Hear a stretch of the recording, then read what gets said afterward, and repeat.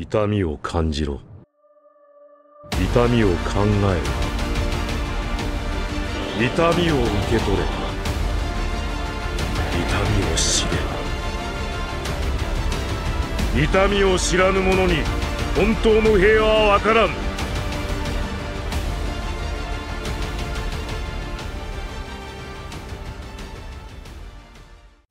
Wesh, canne à pêche, ça se prosse, et aujourd'hui au programme, on va répondre à une question qui m'a toujours tracassé. Pourquoi Naruto n'est jamais devenu Chunin? Il y a eu un arc absolument légendaire qui avait justement comme intérêt principal la promotion des Genin en Chunin, et malgré ça, ce cher Naruto ne l'est pas devenu. Dites-vous que l'une des choses les plus proches de lui version Chunin sont une découverture d'un chapitre et la personnification du roman de Jiraiya. En dehors de ça, Naruto n'a jamais été rapproché de près ou de loin à cette magnifique tenue verte, et c'est un petit peu frustrant vu que l'immense majorité des ninjas de Konoha la portent. Ça aurait été sympa que lui aussi enfile cette petite tenue, juste pour le principe. Mais évidemment, cette tenue, elle se mérite, et pour l'obtenir, il faut passer un examen. Cet examen, vous le connaissez tous, pas besoin de revenir sur les étapes. Par contre, je pense que c'est important de comprendre sa portée. Cet examen est une mise en situation réelle d'un aspirant Chunin à des situations dans lesquelles il sera potentiellement confronté par la suite. Devenir Chunin, c'est montrer qu'on est apte à gérer ce genre de situations compliquées qui vont faire appel à un certain bon sens, à un équilibre entre remplir sa mission et sauver ses camarades, etc. Bref, il y a pas mal de critères, et transposez juste chaque étape de l'examen et vous aurez les différentes qualités requises. Mais Naruto les possède-t-il? A-t-il ce qu'il faut pour devenir Chunin? Pourquoi ne l'est-il pas devenu alors que même en étant gosse il écrase 90% des ninjas de Konoha? Bah, selon moi, il y a deux façons de voir les choses. Le scénario n'était pas fait pour qu'il le devienne et Kishimoto avait un intérêt à le laisser Genin. Il y avait donc deux raisons, d'un côté un choix contextuel et de l'autre un choix créatif. Et parce que vous êtes gentil, on va voir les deux. Je vais vous dévoiler ce qui est, selon moi, l'ensemble des petites raisons qui ont fait que Naruto a dû se cantonner au rang de Genin. Parce que oui, il y en a eu pas mal, et petite raison par petite raison, ça donne une sacrée impossibilité. D'ailleurs, je vais faire référence au rang de Chunin, mais ça fonctionne aussi avec Jonin vu que c'est une extension. Si Naruto n'a pas pu devenir Chunin, c'est évident qu'il pouvait pas être Jonin. Mais bref, on va pouvoir commencer. Et puisque j'entends que vous dites que Tenten est devenu Chunin avant Naruto, on va pouvoir commencer. Ça me fait plaisir, j'avoue.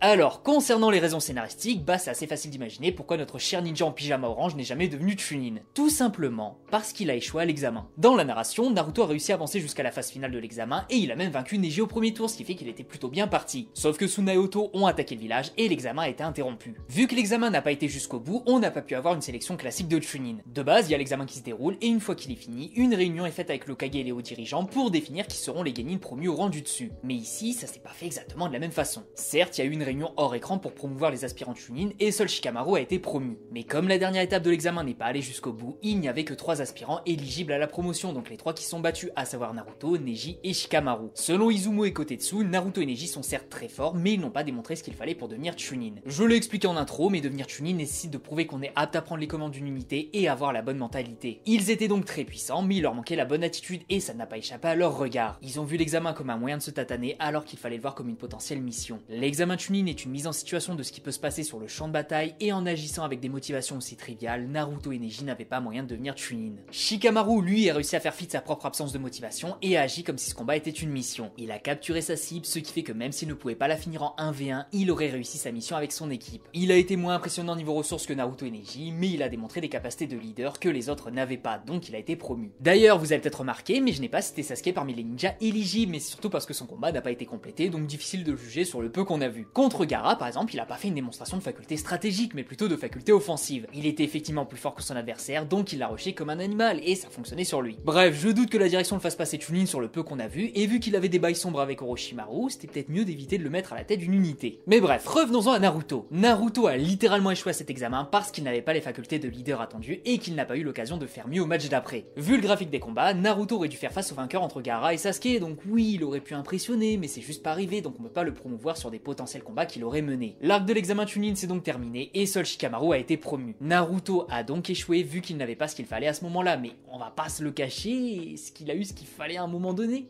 Non, parce que si on fait un récapitulatif arc par arc, est-ce qu'il a vraiment changé dans l'œuvre? À chaque fois, il démontre avoir des capacités folles au combat, une détermination sans faille et des valeurs humaines qui font de lui un être humain merveilleux. Mais est-ce qu'il a démontré à une seule reprise avoir les capacités de prendre la tête d'une unité pour remplir à bien une mission? Bah honnêtement, je pense pas. Enfin, c'est assez complexe. Faites le test, essayez de prendre arc par arc l'intégralité des Naruto et vous verrez que son attitude ne colle pas à ce que doit être un Chunin. Alors oui, évidemment qu'il va gagner en maturité au fur et à mesure et qu'il va devenir un ninja extrêmement important, mais dans l'univers de Naruto, il y a une distinction à faire entre être le plus fort et être le chef d'équipe. Shikamaru reconnaît volontiers que Shoji est plus fort que lui alors que c'est lui qui est devenu Chunin. Et ici, il y a aussi une distinction à faire entre être mature et être chef d'équipe. Après, le Chunin c'est pas qu'un chef d'équipe évidemment, c'est avant tout un ninja à qui on peut confier des responsabilités. Mais le problème avec Naruto, c'est son caractère trop impulsif. Imaginez qu'il devienne Chunin et qu'il soit envoyé en mission auprès d'un client important. Le client va faire une remarque déplacée et Naruto il va le gifler, il va faire 3 fois le tour de son slip sans toucher l'élastique. Konoha peut juste pas se permettre de confier ce genre de mission à Naruto. Naruto c'est un gamin avec une puissance phénoménale et qui a les capacités de progresser extrêmement vite. Mais il n'a pas ce qu'il faut pour diriger ou avoir des responsabilités. Au mieux il est excellent en tant qu'allié dans une équipe, chacun son rôle. Celui de Naruto c'est d'apporter la partie ressources, celui de Shikamaru c'est d'utiliser les capacités de son équipe pour créer une synergie. Donc effectivement, en plus d'avoir échoué à l'examen, Naruto n'a pas les capacités fondamentales pour devenir Chunin, et ce jusqu'à assez tard dans la série. Mais même dans le cas où vous considérez qu'il aurait pu le devenir parce que ses valeurs humaines le lui auraient permis, comment on fait ? Non, parce que je vous rappelle quand même que Naruto est un Jinchuriki et qu'il représente 80% de la puissance militaire de Konoha. Faire en sorte que Naruto devienne Chunin, c'est prendre le risque de l'envoyer en mission et de se faire capturer. Quand il part avec Kakashi ou avec Jiraiya, c'est relativement tranquille vu qu'il est accompagné de ninjas aptes à assurer sa protection et à l'empêcher de se faire capturer. Mais si c'est Naruto le chef d'équipe, est-ce que vous vous rendez compte qu'un ninja plus faible mais plus intelligent pourrait le capturer? Est-ce que Konoha prendrait le risque de l'envoyer seul au front, sachant que c'est leur seul Jinchuriki et que la puissance de Kyuubi est telle qu'elle pourrait bouleverser l'équilibre du monde? Bah, pas sûr, hein. Surtout que même si Tsunade a une grande confiance en Naruto, c'est pas la seule qui décide. Konoha dispose d'un régime assez particulier qui prend un petit peu des éléments de nos différents régimes politiques. Je dirais qu'il s'agit d'un régime hybride qui va varier entre féodalisme militarisé, oligarchie et monarchie élective tempérée. En bref, Tsunade n'est pas la seule à décider. Et le fait qu'elle ne soit pas seule à décider est clairement en défaveur de Naruto ici. Autant Tsunade pourrait lui faire confiance au point de l'envoyer en mission seule, autant les conseillers d'Anzo pourraient être contre. Après, les pouvoirs de ces derniers sont plus consultatifs qu'autre chose, dans le sens où ils n'ont pas le pouvoir du Hokage qui peut les soumettre aux besoins, mais quand c'est du 3v1, c'est difficile d'aller à contre-courant. Hiruzen voulait gérer la révolte des Uchiwa de manière amicale, là où les trois autres avaient déjà chargé leur AK-47. Enfin, chargé l'AK-47 d'Itachi. Mais bref. Envoyer Naruto en mission en tant que chef d'équipe était trop dangereux, ce qui fait que sa promotion aurait été compliquée. Et étant donné que pour décider de qui va devenir Chunin, ce n'est pas une question de qui gagne et qui perd, c'est assez facile de refuser Naruto. Et enfin, vous auriez mis ça quand ?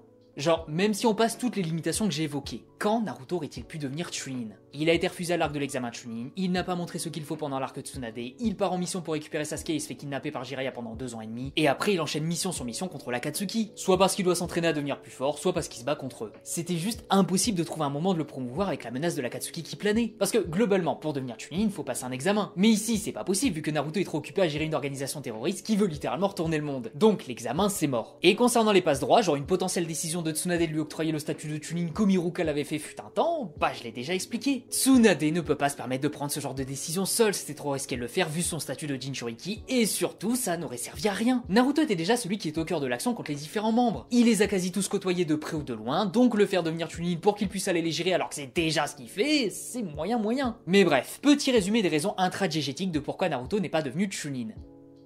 Ouais, j'ai dit intradiégétique.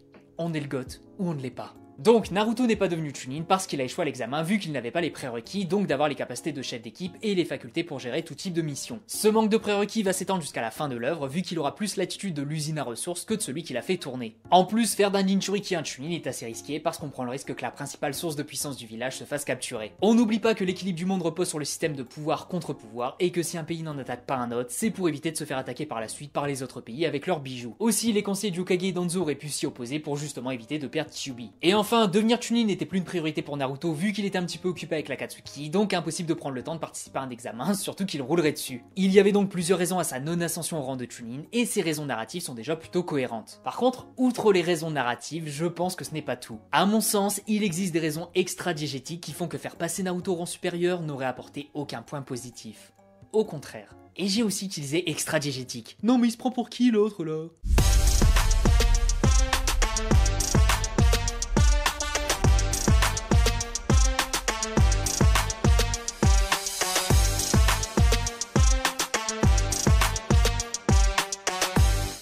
Alors, selon moi, il y avait quand même quelques éléments qui ont fait que Kishimoto ne pouvait pas faire en sorte que Naruto devienne Chunin. Pas des raisons qui font que le scénario l'empêchait de l'être, mais des raisons qui empêchaient Kishimoto directement de le faire. Et je pense que la principale des raisons est l'aura du personnage principal. Naruto, c'est un shonen qui traite de pas mal de thèmes, notamment via son personnage principal. L'un des thèmes majeurs, c'est le travail acharné. Peu importe qui nous sommes ou d'où nous venons, peu importe à quel point nous sommes mauvais ou à la traîne dans un domaine, nous pouvons nous extirper de notre condition en travaillant dur. Par exemple, Naruto était considéré comme le dernier de la classe et la valeur étalon du raté par excellence. Si t'as le malheur de finir moins bon que Naruto dans un domaine, c'est que t'es vraiment nul. Du coup, en travaillant dur, il est possible de compenser n'importe quelle lacune, c'est quelque chose qui nous a été prouvé par Naruto à maintes et maintes reprises. Et d'ailleurs, je suis presque sûr que pas mal de gens ici vont avoir des flashbacks du Vietnam de prof à vous qui vous ont demandé de faire plus d'efforts pour attraper votre moyenne. Genre, même si vous êtes super nul en maths, vous avez juste à travailler dur et vous allez voir que vos résultats vont miraculeusement augmenter. Bref, Naruto était considéré comme le dernier, et dans un manga de type shonen, c'est un bon plan de faire en sorte que le personnage principal parte d'assez loin. Un shonen plus qu'autre chose va avoir un effet motivant sur ses lecteurs. On va voir que Naruto travaille dur pour surmonter ses lacunes et ça va nous inspirer. À titre personnel, et c'est même pas une blague pour une fois, j'ai été beaucoup inspiré par le personnage de Guy. Cette attitude de toujours faire les choses à fond et de prendre les choses de la manière la plus positive possible, c'est quelque chose qui me vient de lui. Guy Maito, même si c'est un petit bonhomme de dessin animé pour enfants attardés comme dirait sans doute Ségolène Royal, a eu un impact positif sur qui je suis. Et c'est l'un des buts d'un shonen. Véhiculer des messages positifs aux lecteurs et les emmener dans une narration aux frontières entre la réalité et la fiction.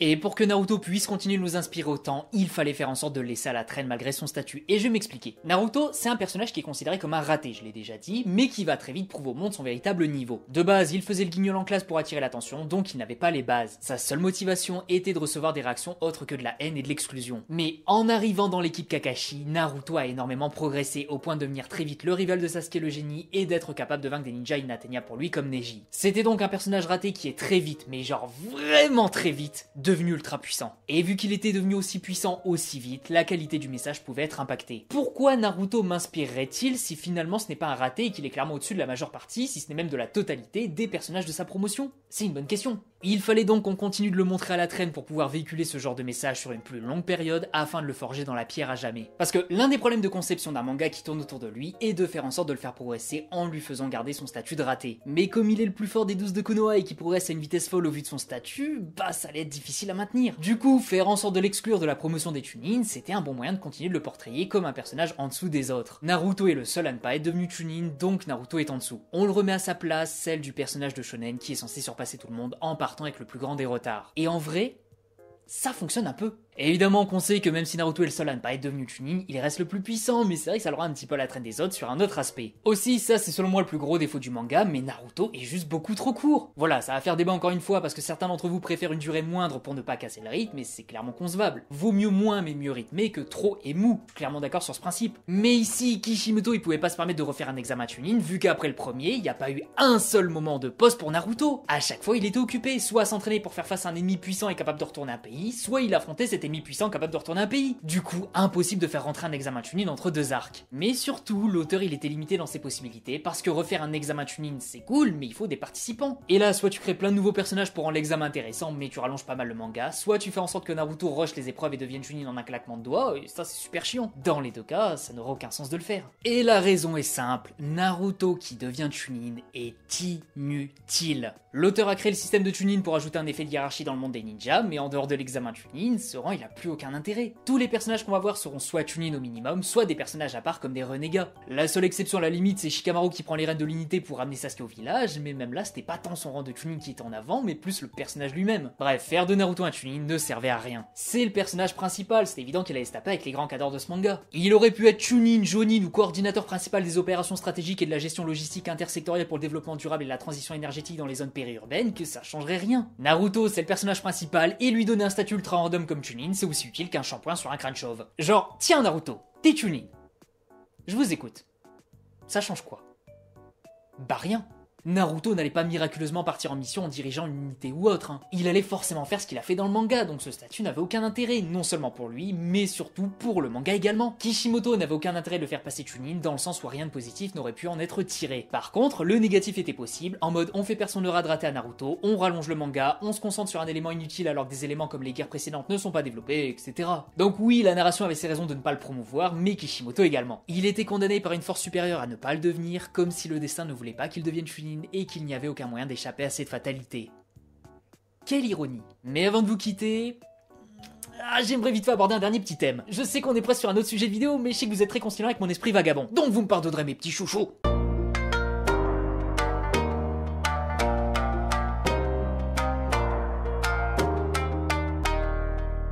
Alors oui, on s'en moque complètement. Naruto est devenu Hokage, donc c'est évident qu'il a les qualités nécessaires pour devenir Chunin. Pour être Hokage, il faut avoir toutes les qualités d'un Chunin, mais x 1000, donc c'est ultra évident qu'il a eu, à un moment, les capacités de le devenir. L'anime Boruto, même si on peut douter de la canonité de la chose, semble avoir pris le parti de le laisser Genin, dans le sens où il va être passé de Genin à Hokage directement, sans passer par les cases Chunin et Jonin. Et ça ressemblerait bien à du Kishimoto. J'arrive parfaitement à imaginer Naruto réussir l'exploit de passer de Genin à Hokage, et tout ce qui a été donné comme argument dans cette vidéo ne s'appliquerait plus après la Grande Guerre. Ce serait drôle, ça collerait au personnage le plus imprévisible du manga, et cette ascension de l'extrême bas vers l'extrême haut est un petit peu représentative du chemin qu'il a dû parcourir. Pour devenir Hokage, il faut que le conseil valide le candidat proposé, et Naruto est un héros de guerre qui a réussi à rassembler le monde ninja. C'était évident qu'il allait finir Hokage, donc qu'il soit encore Genin n'aurait eu aucune espèce d'importance ici. Par contre, l'anime Naruto semble faire vaguement allusion au fait que Naruto soit devenu Chunin et Jonin sous le mandat de Kakashi pour le préparer au rôle d'Hokage par la suite. Genre Hiruka l'a fait bosser comme jamais, et Konohamaru lui a rebalancé la petite phrase « Il n'y a pas de raccourci pour devenir Hokage ». Donc les deux animés ne semblent pas vouloir se mettre d'accord, et les deux possibilités sont admises. Selon moi, la logique voudrait que Naruto soit d'abord promu Chunin et Jonin après la guerre, et ensuite qu'il devienne Hokage, mais le cerveau de Kishimoto penche sans doute plutôt vers la méthode Boruto avec le Hokage éternel Genin. Honnêtement, c'est peut-être la meilleure des possibilités. Et d'ailleurs, je vais vous poser une question dès maintenant, mais vous pensez que Naruto aurait pu devenir Chunin à partir de quand? En mode, à partir de quel moment il a eu les capacités de devenir Chunin? Parce que moi je trouve que c'est un petit peu entre l'arc Hidan et Kakuzu et l'arc Pain, genre vraiment entre les deux. Mais j'avoue que je suis curieux de connaître votre avis là-dessus. Mais enfin bref, c'est tout pour cette vidéo. Pourquoi Naruto n'est jamais devenu Chunin? L'est-il devenu et ce cher Aspros n'a fait que dire du caca pendant 20 minutes? On en discute dans les commentaires. En attendant, je vous dis à la prochaine pour une nouvelle vidéo. Des bisous les gens, prenez soin de vous, et la prochaine fois au programme, la vidéo la plus annulée et reprise de l'histoire de cette chaîne. En gros, j'ai commencé à écrire cette vidéo il y a un moment, j'ai abandonné, j'ai réessayé, j'ai abandonné, j'ai vraiment réessayé, j'ai encore abandonné, etc. Mais là, je m'engage à la sortir. Sur la tête d'Hidan qu'elle sort la semaine prochaine.